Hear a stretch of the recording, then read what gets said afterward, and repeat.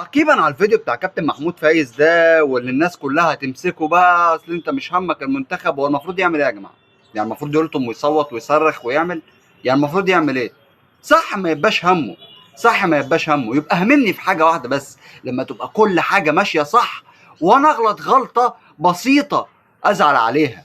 هي دي الحاجه الوحيده اللي يبقى هممني فيها. انما الموضوع عامل زي عشه مكسوره ومخربه، لو تولع فيها او اترمت الخشب بتاعها مش هيبقى فارق معايا.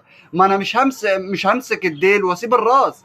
مش همسك بقى الناس اللي ده بيضحك وده بيهزر ومفروض يزعل واسيب القص الكبير ورا الموضوع ده، اسيب الراس الكبيره ورا القصه دي. كابتن هاني ابو ريده، المهندس هاني ابو ريده، المفروض يتحرك، المفروض الناس دي كلها تتحرك، المفروض في اكاديميات تتعمل، المفروض نبدا تتحرك. ولكن لا حياه لمن ينادي، مش هنتحرك خالص غير لما يجي كارثه جديده ونصيبه جديده، ويجي قرار من رئاسي، من رئيس الجمهوريه، وزير الشباب والرياضه، يجي قرار قوي عشان خاطر الموضوع ده يتصلح تاني ويتبني تاني. عايز اقول لكم ان القرار ده قريبا جدا هيحصل، لان الرئيس هيبص على الشأن الداخلي.